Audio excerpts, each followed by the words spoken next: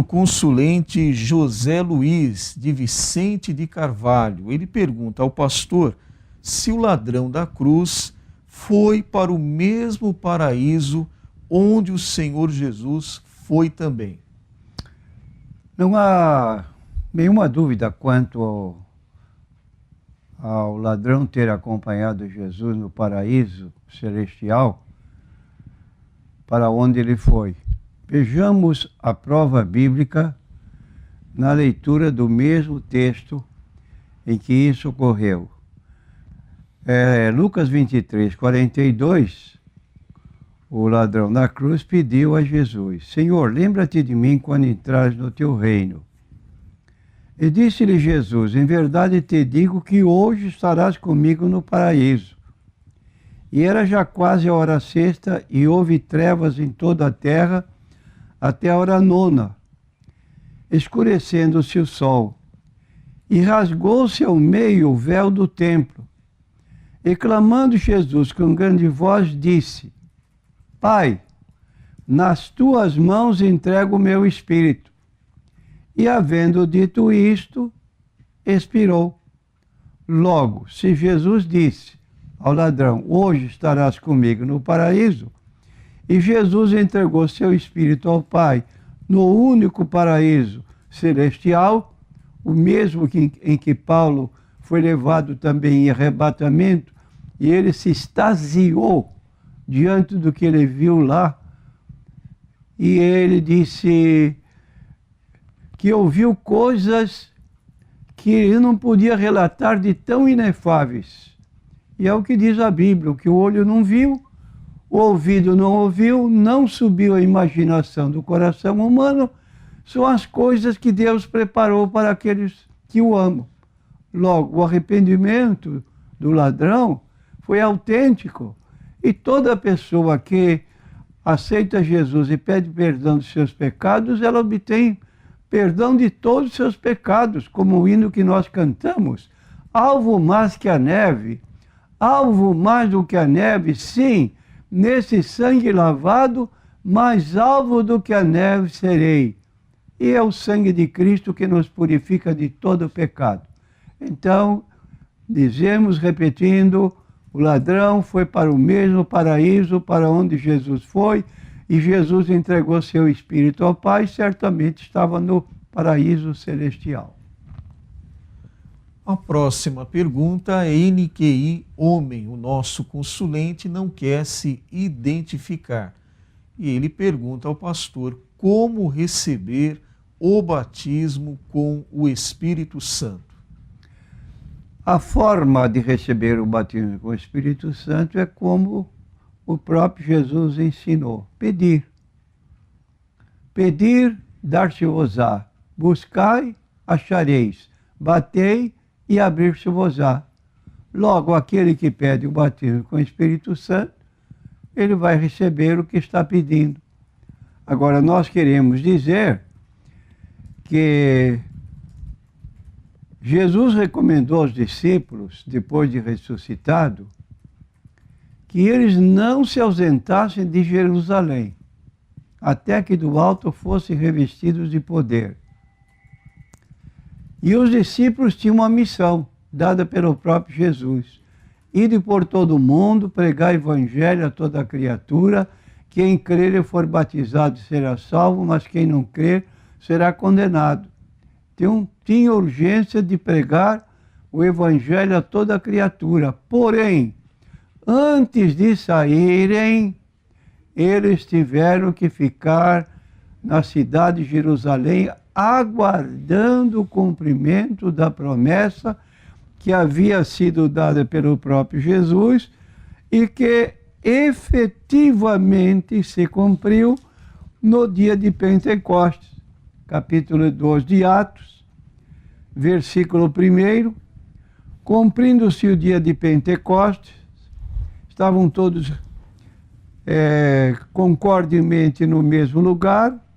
De repente veio do céu um som como de um vento veemente, impetuoso, e encheu toda a casa em que estavam assentados. Foram vistas por eles línguas repartidas como que de fogo, as quais pousaram sobre cada um deles.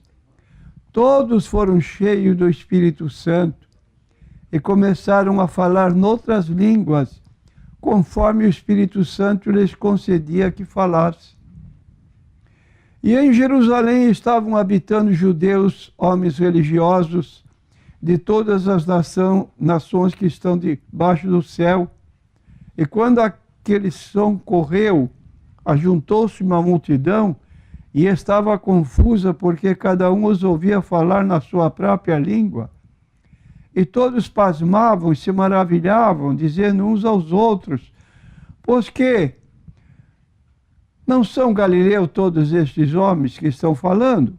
Como, pois, os ouvimos cada um na nossa própria língua em que somos nascidos? E diz então, em complemento, todos se maravilhavam, estavam suspensos, dizendo uns para os outros: que quer dizer isto?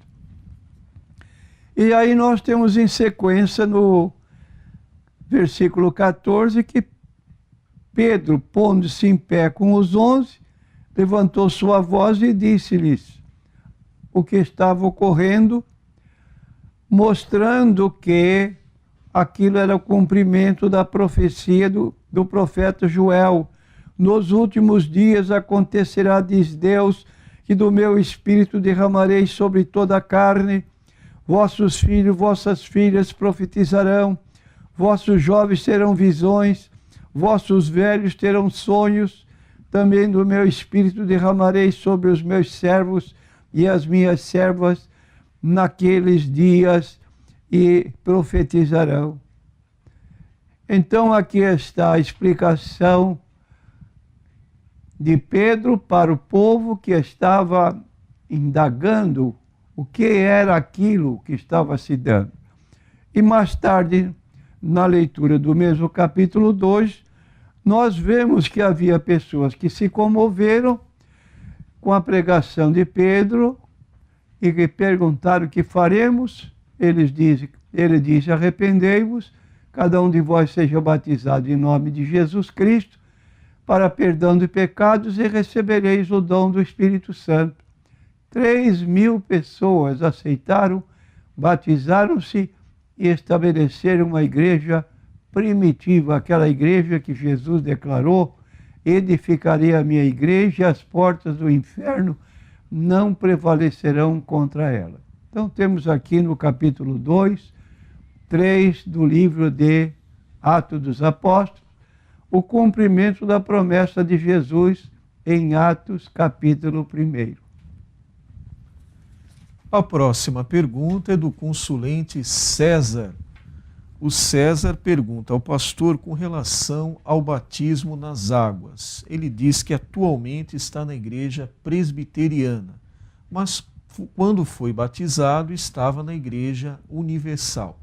E a sua situação é que ele vivia com uma mulher, não era casado ainda, ele já vivia com uma mulher que hoje é a sua esposa. O César quer saber do pastor se esse batismo na igreja universal, quando ele ainda não era casado, mas vivia amaziado, se ele valeu, pastor, ou se ele deve então se batizar agora na igreja presbiteriana. O batismo que ele efetivou não tem valor. Legalmente, ele, para ter o batismo apoiado pela Bíblia Sagrada, ele teria que fazer o seu casamento legal, dentro da lei do país, e comparecer a um cartório de paz, efetuar seu casamento com legalidade, com certidão, dando valoridade ao casamento, e aí sim, estava quite com a sua situação diante de Deus. Mas realizando um casamento fora dos propósitos das ordens bíblicas, o casamento dele não tem validade. Então, o que ele pode fazer hoje é se batizar na igreja em que está, porque o seu batismo não valeu. Muito bem, agora seguindo aqui o nosso roteiro, nós temos uma pergunta NQI. A pergunta é assim: pastor, é errado pedir nas nossas orações que seja feita a vontade de Deus, admitindo que Deus tem a obrigação de nos curar sempre que lhe peçamos? Sem dúvida que está errado, muito embora leiamos na Bíblia, em Mateus capítulo 7, versículos 7 a 8, pedi, dar-se-vos-á, buscai e encontrareis, batei e abrir-se-vos-á. Porque aquele que pede recebe, o que busca encontra, e ao que bate abrir-se-lhe-á. Por outro lado, podemos pedir algo que é contrário à vontade de Deus para uso em nosso próprio mal e não sermos atendidos, como lemos em Tiago, capítulo 4, versículo 3. Pedis e não recebeis, porque pedis mal, para o gastardes em vossos deleites. Então, há circunstâncias que Deus não atende para o nosso próprio bem. Pediu mal, logo não vai ter o que pretende. Pastor, Deus pode usar o sofrimento como meio para o nosso crescimento ou melhoramento espiritual? Sem sombra de dúvidas que sim. Às vezes ele emprega o sofrimento a fim de chamar a si o seu povo para o arrependimento dos seus pecados e renovação espiritual. Em 1 Pedro, capítulo 1, versículos 7 a 9, está escrito assim: para que a prova da vossa fé, muito mais preciosa do que o ouro que perece e é provado pelo fogo, se ache em louvor e honra e glória na revelação de Jesus Cristo, ao qual, não o havendo visto a mais, no qual, não o vendo agora, mas crendo, vos alegrais com gozo inefável e glorioso, alcançando o fim da vossa fé, a salvação das vossas almas. Então, o que é mais precioso é o que diz aqui na parte final: salvação das vossas almas. Jesus disse para um homem rico que vendesse tudo, desse aos pobres e depois viesse para segui-lo. Ele se afastou tristemente porque era muito rico. E Jesus então declara que aproveita ao homem ganhar o mundo inteiro e perder a sua alma. De modo que a nossa alma sobrevive à morte do corpo, ela tem dois lugares para onde eventualmente pode ir. Ela pode ir para o céu, como aqui nós temos a declaração, salvação das vossas almas, ou ir para o lugar que foi reservado para o diabo e seus anjos, mas que o homem se introduz lá por desobediência a Deus. Prefere como o rico de quem Jesus falou. Ele queria a sua riqueza. Se perdesse a alma, para ele não tinha sentido. Mas Jesus declara que aproveita ganhar todo mundo e perder a alma. Pastor, como Deus vê o sofrimento do cristão? Ele se importa com esse sofrimento? Deus acompanha o nosso sofrer. Satanás só pode afligir um servo de Deus se Deus permitir.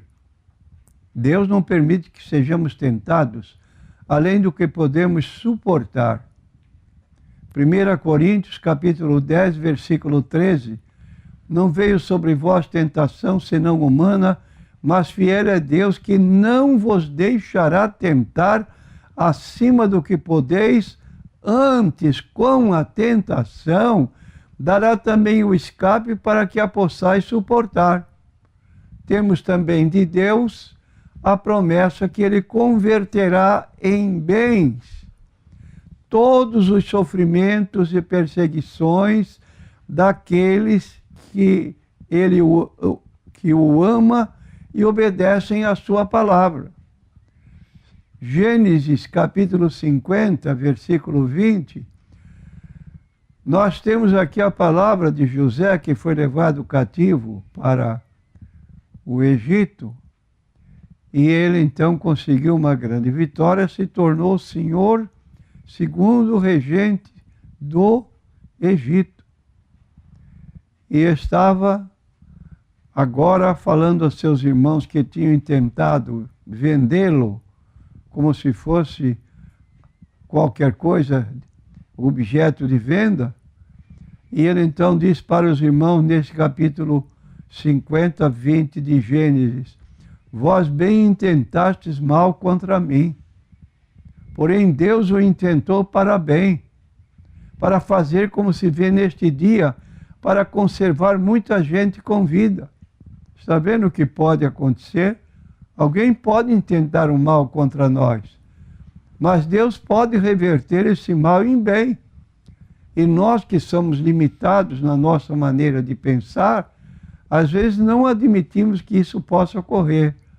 Mas Deus é infinito na sua misericórdia e muito poderoso nas suas ações. E ainda nós temos mais um texto na Bíblia, no Salmo 23, versículo 4, quando o escritor, chamado Davi, ele diz assim acerca de si próprio: ainda que eu andasse pelo vale da sombra da morte, eu não temeria mal algum, porque tu estás comigo. A tua vara e o teu cajado me consolam.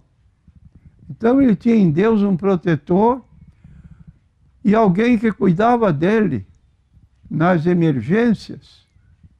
E ele podia então dizer: ainda que eu andasse pelo vale da sombra da morte, não temeria mal algum, porque tu estás comigo. E nós lemos mais no livro de Isaías 43, versículo 2, quando passares pelas águas, estarei contigo, e quando pelos rios, eles não te submergirão. Quando passares pelo fogo, não te queimarás, nem a chama arderá em ti. Proteção absoluta da parte de Deus. Precisamos confiar.